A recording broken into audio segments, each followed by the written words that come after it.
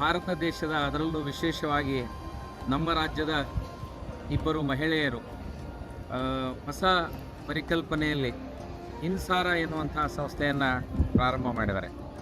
I ಅಂದರೆ India, N ಅಂದರೆ Nippon, S ಅಂದರೆ ಸವಿತಾ, ಆರ್ ಅಂದರೆ ರಚನಾ.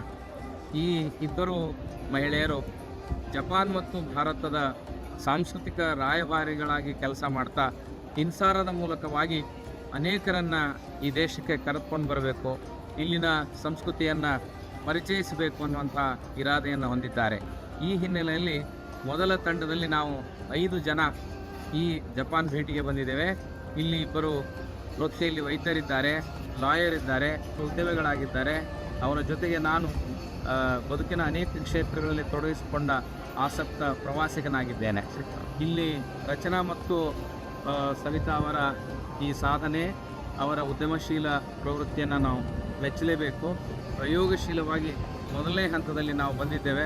ಅವರ ಮುಂದಿನ ದಿನಗಳಲ್ಲಿ ಸಾವಿರಾರು ಜನರನ್ನು ಜಪಾನಿ ಸಂಸ್ಕೃತಿ ಪರಿಚಯ ಮಾಡಿಕೊಳ್ಳಲಿಕ್ಕೆ ಕರ್ಕೊಂಡು ಬರಲಿ, ಅವರಿಗೆ ಯಶಸ್ಸಾಗಲಿ ಅಂತ ನಾನು ನಾಡಿನ ಜನತೆ ಪರವಾಗಿ ಹಾರೈಸ್ತೇನೆ. ಅದಕ್ಕಿಂತಲೂ ಮುಖ್ಯ ಅಂದರೆ ನಾವು ಉದ್ಯಮಶೀಲತೆ ಬಗ್ಗೆ ಮಾತಾಡ್ತೇವೆ, ಮುಖ್ಯವಾಗಿ ವಿಮೆನ್ ಎಂಟರ್ಪ್ರೈನರ್ಶಿಪ್ ಬಗ್ಗೆ ಮಾತಾಡ್ತೇವೆ. ಹೀಗೆ ಹೊಸ ಹೊಸ ಆಲೋಚನೆಗಳನ್ನು ಮಹಿಳೆಯರು ಕೈಗೊಂಡು ತುಂಬ ಬ್ರಾಡರ್ ಸೆನ್ಸ್ನಲ್ಲಿ ಅವರು ರಿಸ್ಕ್ ತೊಗೊಂಡು ಇಬ್ಬರು ಮಹಿಳೆಯರು ನಮ್ಮಂಥ ಎಲ್ಲ ಅಶಿಸ್ತಿನ ಗಂಡಸರನ್ನ ಕಟ್ಕೊಂಡು ಬಂದಿರೋದು ಅಭಿನಂದನೀಯ. ಅವರ ಶಿಸ್ತನ್ನು, ಅವರ ಗುಣಮಟ್ಟವನ್ನು ನಾನು ಅಭಿನಂದಿಸ್ತೇನೆ. Thank you madam. ಧನ್ಯವಾದ. All the best. Thank you so much. All the best.